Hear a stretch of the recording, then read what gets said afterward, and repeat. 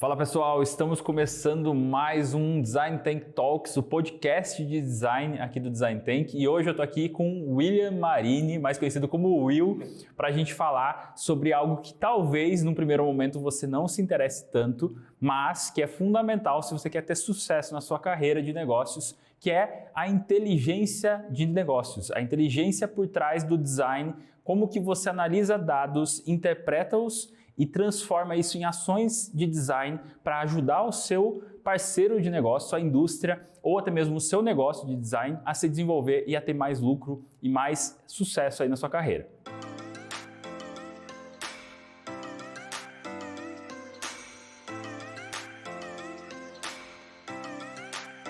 Então, Will, seja bem-vindo aqui ao Design Tank Talks. Se apresente para quem não te conhece, bora lá. Muito prazer, Jean. Obrigado aí pelo convite, primeiramente. Tá participando aí do podcast de vocês, bem bacana. Eu sou o William Marini, sou arquiteto e designer de produto. Trabalho há mais de 10 anos nesse ramo de mobília, né? A gente ficou especializado nesse ramo do moveleiro, então a gente desenvolve produto nesse segmento. E hoje eu vou contar um pouquinho da história do estúdio, que como a partir de uma análise de dados, um uso de uma nova ferramenta permitiu a gente evoluir muito no nosso design de produto. Bacana. Para quem não conhece, existe uma ferramenta, né, um conceito por trás de análise de dados que é o BI, que é o Business Intelligence, existem várias ferramentas, existe uma ferramenta da Microsoft, existe o Data Studio do próprio Google. Qual que é hoje a ferramenta que vocês mais utilizam para essa análise de dados hoje? Assim, a gente começou a usar a ferramenta vou contar um pouquinho da história do estúdio. Lá em meados de 2019, em abril, estava no ápice da pandemia, começamos a olhar um pouquinho mais para o Business Intelligence. Na época também a gente estava em dúvida em qual ferramenta adotar. Eu sei que tem a do Google, que é o Data Studio, tem a da Microsoft, que é o Power BI, e começamos a aprender um pouco sobre, e a gente entendeu que para nós, para o nosso case, a do Google foi mais interessante, muito pensando no nosso workflow. A gente trabalha muito com o Google Drive, com planilhas, documentos, apresentações, todos na plataforma do Google. Então, faria muito sentido a gente usar essa ferramenta deles mesmos, que tem uma conexão mais lógica assim, entre os arquivos. E, bom, para quem não conhece, explica o que é Power BI, o que é o BI, o que é essa inteligência por trás de um negócio. O BI consiste numa maneira de ver dados muito mais lógica e intuitiva. A gente sempre foi acostumado a olhar muitos números aqui no desenvolvimento de produto, mas muito em função de planilhas. E são arquivos pesados, complexos, é difícil ter filtro, clusterizar algumas informações em grupos é mais difícil. E o BI, o bacana é que a gente consegue ter todas as informações de uma maneira muito mais intuitiva. Então, por exemplo, a gente trabalha com uma indústria do ramo moveleiro que trabalha a nível Brasil. Então, por exemplo, se eu quiser ter alguns filtros em cliques, é muito simples. Por exemplo, eu quero ver alguns dados da região sul, somente da região sul. Eu tenho um painel, número de vendas, faturamento, curva ABC. Eu tenho um painel que, basicamente, clicando no mapinha do Brasil, eu consigo filtrar algumas informações, ele consegue ligar, interseccionar algumas informações de forma muito mais fácil. Isso que é o bacana da ferramenta. Então, basicamente transformar em algo visual o que uma planilha às vezes parece ser chata e monótona, né? Exato. Então, você consegue segmentar informações, organizar elas de formas visuais e, principalmente, transformar isso de uma forma interativa, que você consiga clicar e visualizar aquelas informações que você precisa de uma forma rápida, né? Exato. O principal motivo é conectar muita informação num painel só e deixar muito visual. Isso é o que é o grande potencial assim, do BI, que tu consegue, a partir disso, tu enxerga coisas que simplesmente numa planilha tu não conseguiria ver. Legal. Eu lembro uma vez o André, meu sócio no Design Tank, eu lembro que ele contou uma vez que, eu acho que até foi você, não lembro, que numa das reuniões vocês apresentaram o BI da empresa, uma planilha que eles tinham gigantesca, mega pesada, que vocês transformaram aquilo num BI, no Data Studio, né? Colocaram no Data Studio, e quando eles começaram a clicar, dá para clicar, Então, acho que isso que é o poder, né? Fazer, às vezes, o dono da indústria mesmo ver dados que ele tem, mas ele não consegue visualizar de forma lógica. Esse foi um case bem bacana, foi até uma indústria que a gente começou um trabalho finalzinho de 2019. Então, lá por iniciozinho de abril, a gente começou os nossos estudos na ferramenta BI e até o final do ano a gente aprendeu e muito, assim, botou muitos arquivos nossos, enfim, entendeu a ferramenta. E final do ano a gente estava em negociação com uma empresa do ramo da mobília, de móveis planejados. E nesse ponto da negociação a gente, como teve o conhecimento do BI, entendeu que isso era fundamental para a gente seguir adiante no trabalho de desenvolvimento. E um ponto bacana foi que nas próprias negociações com essa nova empresa, a gente já colocou lá uma cláusula que seria muito importante ter acesso a esses dados. Claro, explicando os motivos que a gente gostaria de ter acesso, mas estava lá essa cláusula. Que eles tinham que passar todos os dados necessários. Eles concordaram porque eles entenderam muito o benefício que a gente entregaria tendo essa análise de dados e, a partir disso, a gente startou esse trabalho com eles. Foi até interessante porque, primeira vez que eu recebi os arquivos deles, os arquivos brutos, sempre tem um trabalhinho inicial um pouquinho mais denso, que é a questão de formatação dos dados, mas após isso, aí fica muito se torna muito mais visual. Assim, eu me lembro que o arquivo era enorme, assim, mais de 300 megas, o arquivo do Excel, era até pesado para abrir. E depois que a gente transformou num BI, numa dashboard, é até engraçado que nas próprias reuniões com eles, sempre tem um momento de, abre o BI, abre a dashboard. Eles pedem.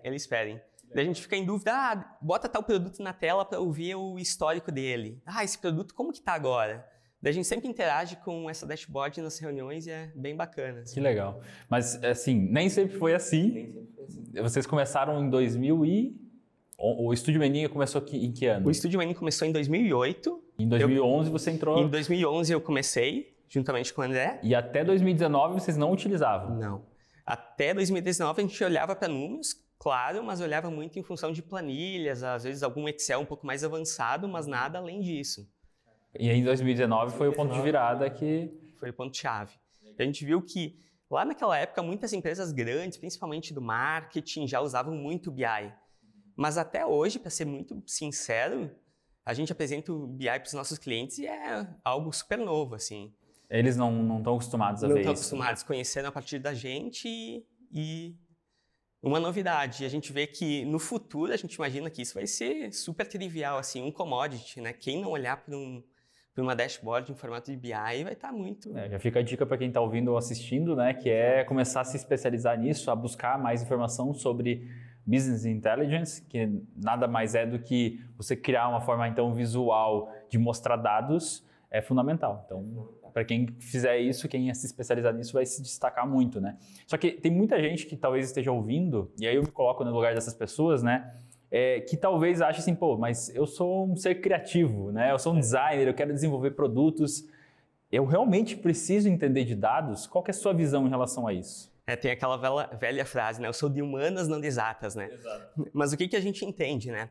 Nós, como arquitetos e designers, a gente é muito criativo por natureza. A própria faculdade também fomenta a gente a ser super inovador, criativo e criar novas coisas a todo momento.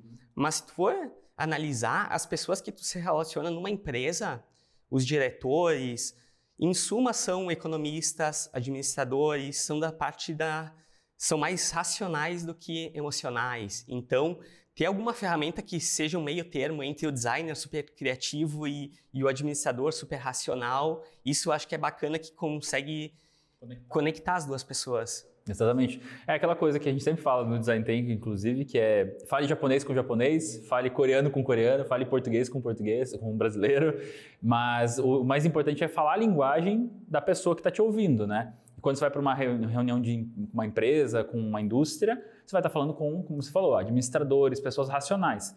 Então, acho que não adianta chegar lá e falar, nossa, eu tive uma inspiração num casco de uma árvore torto. Não, ele não quer saber disso. Isso talvez ajude o marketing a vender, mas para ele o que importa é, quanto vai custar? Como que vai funcionar isso aqui? Aonde que a gente vai vender? Quais são os canais de venda, né? E fala, assim, quais são as informações hoje que vocês reúnem dentro de um BI, dentro de uma ferramenta como essa? Isso é interessante. O primeiro passo, acho que é entender a ferramenta, mas para cada caso, acho que tem enfim, ferramentas que são mais inteligentes para aquele negócio. Por exemplo, tem um cliente nosso que a gente vende, atua na parte de venda online, do e-commerce. São móveis soltos, então para ele faz muito sentido olhar para os dados do Google Analytics, conectar com os dados de redes sociais, conectar com os dados de vendas. Daí, puxando vendas, também a gente consegue fazer um gráfico burn-up, que consiste no quê? Todo mês, o cliente tem uma meta de vendas. Vendas online, ele tem que vender tantos R$1.000 por mês para bater a conta. E se tu for pensar, um mês tem 31 dias, pensando no mercado online, todos os dias ocorrem vendas. Então, nesse caso, a gente poderia fazer um gráfico burn-up, que a gente tem a meta mensal, a gente divide pelo número de dias no mês, e a gente tem um gráfico linear. Então, são coisas sim que são muito específicas para cada cliente. Só para ilustrar para quem não está visualizando, é basicamente um gráfico, uma linha em diagonal. Exato. Que começa a crescer, cada dia tem uma meta de vendas pontual, e aí ele vai crescendo numa linha reta.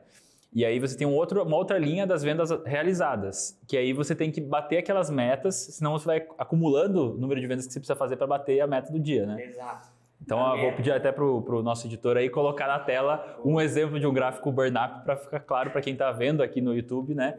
Poder visualizar, mas show de bola. Então, o Analytics, o burn-up, que mais? Alguns clientes também a gente consegue ter alguns gráficos de produtos específicos, então curva ABC, consegue ver curva ABC por faturamento, por quantidade. A curva ABC, para quem não entende, é basicamente uma curva que mostra quais produtos vendem mais e às vezes tem maior potencial de vendas dentro da empresa, né? Exato. Na indústria o pessoal usa muito isso também para a questão de estoque, né? Enfim, os produtos que estão na última linha da curva, talvez são os produtos que vão ficar mais caros no estoque, então é um pouco de gerenciamento de estoque, essa inteligência do negócio. Na construção civil é muito utilizado a curva ABC para orçamentos também, né? Tipo, sei lá, 20% da obra vai custar 80% do valor que você tem para investir naquela obra, né? Então, exatamente. Show de bola. E claro, vai de muito caso a caso. Enfim, se a gente pegar uma indústria que atua no Brasil inteiro, o bacana é que a gente pode ter algumas ferramentas que segmentam, clusterizam os dados. Porque a gente sabe que até o gosto estético da região sul é diferente da região norte. Enfim, pelo clima mais quente, os tons amadeirados têm uma divergência. Então, fazendo isso, a gente consegue criar grupos segmentados. Então, eu quero ver uns dados só da região sul e sudeste, é muito simples. Essa didática, assim, esse uso da ferramenta que é bacana. Legal.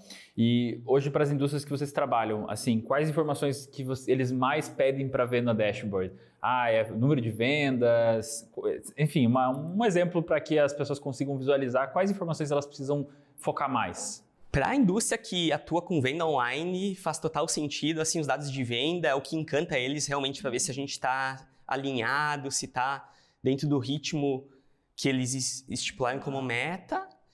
E para as outras indústrias, caso de indústria de móvel planejado, é muito análise de produto pontual. Para ver se um produto pontual, como que anda a venda? O produto está caindo, o número de vendas, então é sinal que talvez é um produto que a gente tem que repensar se ele continua em linha, se a gente encontra um substituto. Que aí, por exemplo, numa indústria de imóvel planejado, todos os painéis representam grande parte do caixa da empresa.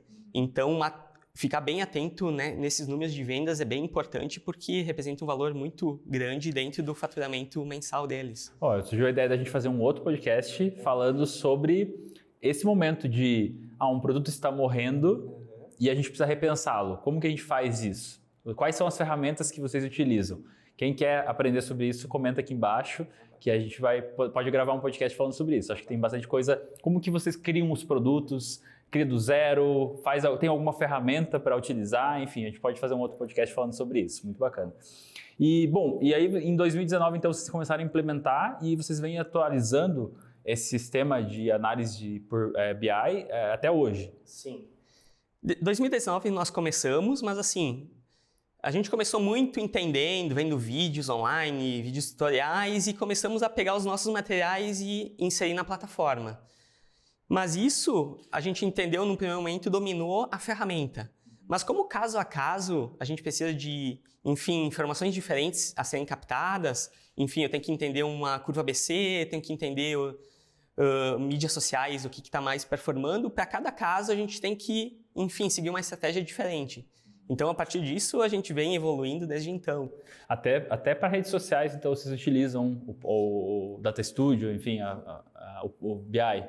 Para alguns clientes, principalmente quem a gente cria conteúdo e quem a gente cria conteúdo e ajuda no setor de vendas, é essencial olhar essas duas mídias juntas, porque geralmente o produto que mais se conecta na rede social tem relação com o produto que mais vende, então olhar esses dados juntos é bem interessante, assim, a gente tem que olhar juntos. Legal. E, enfim, como é que vocês fazem essas validações, por exemplo? Então, uma coisa é você ter os dados de vendas, mas o que passa por trás da sua cabeça hoje como designer de grandes empresas que tem um papel de pegar esses dados, mas você tem que analisar, entender e propor ações. Como que funciona esse processo?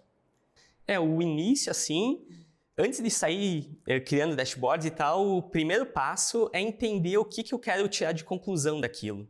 Legal. Enfim, eu quero ver qual produto está performando melhor, eu quero ver qual dias do mês não estão vendendo. Enfim, eu acho que começa entendendo qual o objetivo, porque dados, cada vez mais, a gente vai ter uma quantidade enorme. E lidar com uma quantidade grande de dados também é um problema. Então, eu acho que o primeiro passo é entender o que eu quero tirar de conclusão dessa pergunta. Que daí, a partir disso, tem várias ferramentas que a gente pode olhar. Que massa. Acho que é essa coisa, não existe resposta errada, existe pergunta errada, né? Então, analisar quais dados são relevantes para aquela empresa, para aquela situação. E hoje, assim, quais são as perguntas que vocês mais fazem quando vocês estão começando esse processo? Assim, começando o trabalho, o primeiro passo é tentar entender o histórico da empresa. A gente sabe que olhar passado não quer dizer que é chance de acontecer isso novamente no futuro. É a mesma coisa no mercado financeiro. Não adianta olhar o que aconteceu e acreditar que vai acontecer novamente. Tem dois caminhos, então. O que aconteceu e o que vai acontecer daqui para frente. Exato. Mas ter esse olhar do que funcionou é essencial. E uma dica também para quem está começando, às vezes, numa empresa e não tem esse aporte de dados, ali vale um segundo exercício que eu acho que é bem bacana também, é hackear empresas que se equivalem a essa empresa sua. Hackear, gente, vamos só pontuar que não é para hackear de verdade, tá, gente? É só para você analisar essas empresas e pegar informações que sejam relevantes para essa... lógico que é a mesma coisa que acontece no marketing digital. A gente se inspira em outras empresas, em outros negócios, para poder criar o nosso próprio. Ninguém cria nada do zero, a gente sempre adapta algo que já existe. Mas, muito legal. Então, existem dois caminhos para começar. Ou você já tem os dados da empresa, ou você, vamos dizer assim, você se compara com outra empresa semelhante para poder pegar dados semelhantes daquela empresa. Um ponto que a gente sempre faz aqui no início de trabalho, a gente tem um método que a gente chama de flavor, que são várias etapas de design, mas eu vou me aprofundar no início, né? No início, sempre que a gente vai começar um trabalho novo, mesmo tendo dados do retrospecto da empresa ou não, a gente olha muito para público, persona, mapa de empatia, proposta de valor e olha para benchmarkings de empresas que fazem sentido para a nossa empresa que a gente está atendendo. Então, a gente seleciona pelo menos 3 boas empresas que estão equivalentes e hackeia, que é o famoso esmiuçar completamente o que essa empresa está fazendo que está dando certo. Porque provavelmente ela já passou por muitas coisas no período de desenvolvimento de produto que ela foi acertando algumas coisas. Tal produto não vende. E esse papel de hackear eu acho que é bem bacana. Eu posso olhar para uma empresa e entender, quais produtos ela vende? Ela foca, por exemplo, uma empresa de móveis soltos. Ela foca para sala de estar, dormitório, cozinha, banheiro? Quais que são os segmentos? Ela atua com móveis muito coloridos, cores mais neutras, pintura, ABP, enfim. Essas perguntas eu acho que ajudam também na construção desse histórico de dados, assim, para analisar uma empresa. Então, se você trabalha com uma empresa que já tem dados, você analisa o histórico dela passado. Se você não tem, você começa a analisar outras empresas semelhantes. Então, depois que você analisou os dados retroativos, o que você faz depois? Passo 2. A partir desse passo da análise, então, a gente vai ter um volume grande. Então, a gente continua nessas pesquisas de tendências, comportamento. A gente entende que se o público para o público X, quais tendências teriam mais conexão? Isso é um trabalho grande de pesquisa, né?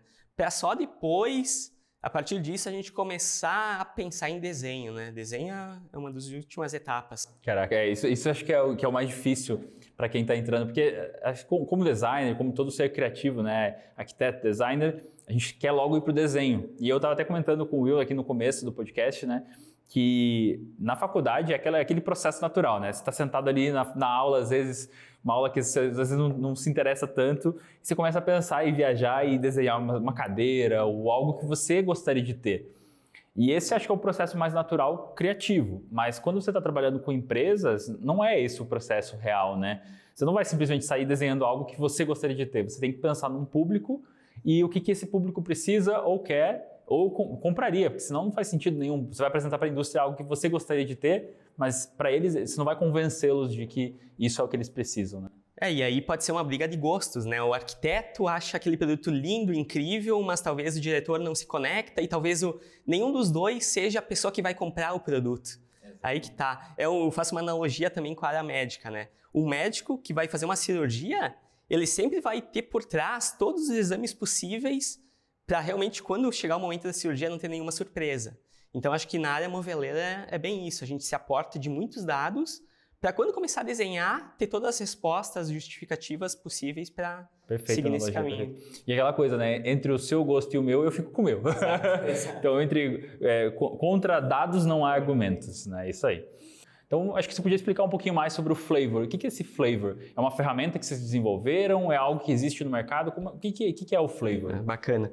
O Flavor foi uma ferramenta que a gente desenvolveu trabalhando muito aqui no estúdio. Enfim, a gente tinha esse processo já natural, mas a gente nunca tinha um passo a passo muito rígido, assim, claro, né? A gente sempre fazia, às vezes, de forma empírica, mas não tinha esse processo claro. E a gente acabou criando essa ferramenta que consiste em todos os passos que a gente julga necessário. É praticamente uma evolução do design thinking, a gente costuma dizer, que costuma seguir desde o processo de início, assim, num trabalho, pesquisas, definir público, passa pelo processo de criação, que dentro do processo a gente olha também para 40 princípios inventivos, tem alguns subsídios para ajudar na criação mesmo, passa para encontrar também qual que é depois que a gente evolui no desenho, MVP, a gente tem que também validar o MVP. Então, a gente valida o MVP, só que não adianta.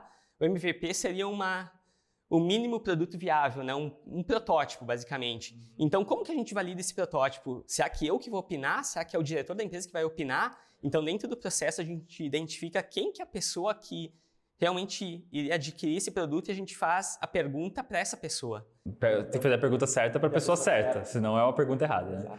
Muito legal. E uma questão, então, o Flavor é aquela ferramenta que a gente entrega dentro do Design Tank, é a imersão, e consiste em várias letras que compõem uma pesquisa. Exato. E quais são essas letras? O que cada letra significa do Flavor? São 6 letras, então o F é o focar, que a gente olha muito para persona, público-alvo, mapa da empatia, proposta de valor, essa parte de benchmarking também está contemplada. Toda a parte para iniciar um trabalho como médico, né? Fazer todos os exames necessários para você começar o trabalho, né? Exato, é uma parte de pesquisa bem grande.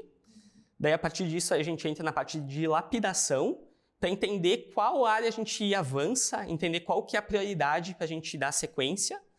Enfim, daí pode ser um desenvolvimento de produto, pode ser uma escolha de uma superfície, um design de superfície, depende do caso, mas a gente entende o que é mais importante nessa próxima etapa.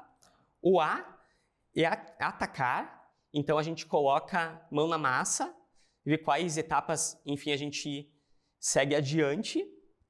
Dentro do A tem também os princípios inventivos, que daí aí é um subsídio que nos fornece para a gente entender.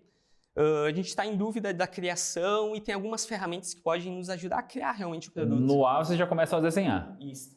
É a partir do A? A partir do A. A partir do A você começa a desenvolver, atacar significa já começar a pôr a mão na massa, desenhar, ou começar a ter algumas ideias, e aí vocês usam esses 40 princípios inventivos para ajudar nesse desenvolvimento. Exato. Os 40 princípios são bacanas que podem dar alguns insights de como resolver o problema. Eu posso inverter o processo, enfim, são métodos que ajudam realmente na criação. Legal. Daí depois do A tem o V, que é o validar. Aí essa parte é importante que muita gente tem dúvida, né? MVP, questão do protótipo. Aí no validar, nós costumamos fazer o MVP, daí, enfim, pode ser um MVP fumaça, uma parte digital, enfim, ou pode ter um protótipo físico e a gente entrega para as pessoas certas analisarem, mas o passo-chave aí é encontrar as pessoas certas. Então a gente tem um mapa de screener que, conforme a pessoa que a gente encontrou no F, que seria nosso público, a gente tem que encontrar a mesma pessoa para validar o produto. Legal. Então, para quem não sabe, um MVP fumaça, um MVP é um teste, né? Você apresentar o produto de forma digital e validar essa ideia. E o protótipo, aí você leva para a pessoa que poderia validar tudo isso vinculado com o público que você começou lá no F, né? Exato. Na pandemia ficou muito latente que a gente tinha que partir para esse lado digital. Então, durante os meses de pandemia, como a gente não podia fazer pesquisas presenciais, a gente utilizou muito o MVP fumaça para chegar nessas conclusões. E aí, então, depois o V? Daí tem o orientar, que é o O, que ali a gente realmente vê se está fazendo sentido o produto em relação à pesquisa. E se estiver fazendo sentido, a gente segue adiante. Se não estiver fazendo sentido, a gente tem um exercício para tentar encontrar o problema. Onde que a gente talvez saiu da curva para tentar corrigir, que daí a gente consegue entender para qual etapa a gente tem que voltar. Talvez a gente tenha que voltar para o início. Talvez a pesquisa de mercado não foi suficiente, então a gente retoma ou volta para a concepção do produto. Que daí é um passo que a gente é um meio do caminho aí. E aí a última letra, R. E o R é o replicar, que a gente olha muito para dados, para o resultado. Então, dentro do replicar, a gente olha para o NPS, que é uma métrica bem bacana. Que a gente... Só uma dúvida, em que momento que o produto já foi lançado? Ainda não foi lançado? Ainda não foi lançado. No R, a gente faz as pesquisas. Pós-lançamento. Pode ser... Então, na letra O, ali você já pode lançar o produto e aí você vai para o R, que aí é você replicar. O R a gente pode fazer interno e externo, na verdade. O R, que é o replicar, a gente faz o NPS, que o NPS, num primeiro momento, a gente faz com as pessoas da pesquisa, a gente segue o fluxo até o final, e também a gente pede opinião pós o produto estar no mercado, enfim, para o realmente consumidor. NPS é uma ferramenta que quem está ouvindo ou assistindo aqui precisa dominar, que é realmente perguntar para a pessoa se ela gostou, se ela indicaria para um amigo dela, e a nota que você tem do seu NPS é fundamental para você ter sucesso com o produto, né? O NPS, para quem não conhece, é uma ferramenta bem bacana, que ele olha da métrica de 0 a 10, então é uma votação, e a pergunta é qual a probabilidade de você indicar para um amigo seu tal produto? Ninguém indica nada que não gosta para um amigo, né? Então... Exato. E o bacana do NPS é que, por exemplo, se um produto teve uma votação de 0 a 6, a gente identifica que talvez a pessoa não vai indicar aquele produto porque teve uma nota relativamente baixa. Então, dentro do NPS, a gente considera como detratores. Daí, se o produto teve uma votação entre 7 e 8, a gente considera como neutro, porque não está nem tão bom, nem tão ruim. Enfim, é um ok, e nem considera na pesquisa. E se realmente a nota for 9 e 10, aí realmente é um produto que encheu os olhos, que a pessoa realmente gostou muito, e em algum momento ela vai indicar, não, esse produto é bacana para você também. Ela é considerada promotora. Exato. Então, olhar para essa métrica, até tem um case legal que a gente fez uma simulação. Há umas 2 semanas atrás, nós fizemos uma pesquisa de mercado com uns lojistas e profissionais da região nordeste do país. Então, é um grupo da região nordeste de uma empresa que atende o Brasil inteiro. Mas a gente fez uma apresentação de produto e, no final, fez uma pesquisa de mercado. E a gente utilizou a metodologia NPS. Então, a gente teve vários produtos, pediu uma nota individual para cada um deles. E o bacana foi que, após receber esses dados, a gente fez o cálculo do NPS e fez o cálculo também da média. E um case interessante que alguns produtos, teve um case de 5 produtos, um deles, a nota da média estava 7,5 aproximadamente. Só que o NPS estava negativo, porque teve muito voto 7,8, que talvez a pessoa... Não gostou nem muito nem pouco. Só que não indica para ninguém, talvez não vai usar. E muitas notas de 0 a 6. Então, ficou na média entre uma média boa, só que o NPS é negativo. Então, a gente entende que esse produto não vai para frente porque tem uma rejeição muito alta. Caraca, muito legal. Então, vocês fazem o R de replicar, onde vocês fazem essa análise ainda com o público do screener, do teste de de validação do produto. Exato.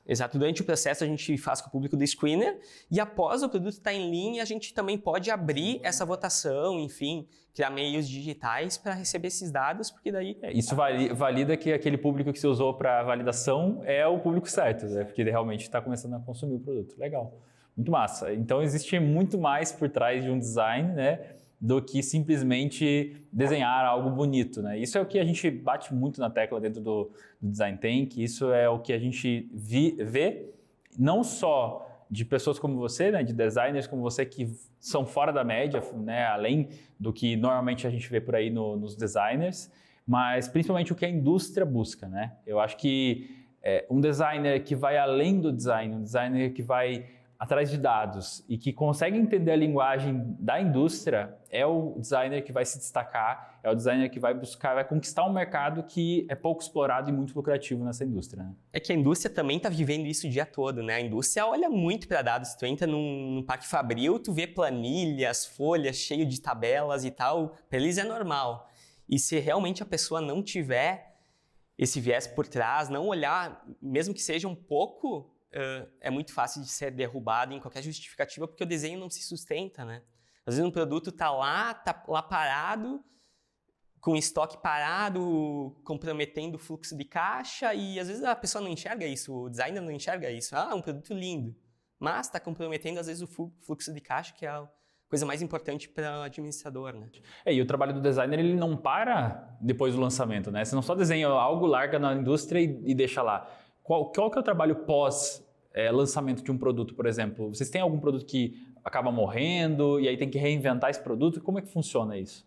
E após esse processo, a gente continua com as pesquisas. Isso é algo que a gente não para, né? Sempre continua analisando. É que depois que você lançou o produto, você tem que analisar os dados de vendas daquele produto daí. Exato. Teve um case até interessante para um cliente nosso, a Falk, que ela começou em 2012. E um dos primeiros produtos que a gente desenhou para eles foi um cabideiro cactus, que é um cabideiro usinado, uma montagem super fácil, ele basicamente só encaixa. A gente colocou em linha, achou que ia ser espetacular, um produto que ia vender super bem, só que a gente percebeu que aí também a gente talvez criou um produto que não se conectava muito com o público, talvez um produto com a dimensão um pouquinho maior, pensando num público que mora em estúdios, apartamentos menores. Ele ficou com uma dimensão muito larga, né? Um produto também pesado, pensando talvez no e-commerce. Daí, a partir disso, olhando para os dados, a gente viu que ou tiramos duas conclusões, ou tiramos de linha, ou ajustamos o produto. E a gente optou por seguir no caminho de ajustar o produto. Então, o que a gente pensou? Produto é para um público inicial, enfim, primeiro apartamento, espaços reduzidos. Vamos tentar adaptar o desenho dele, reduzir as medidas, diminuir o peso dele.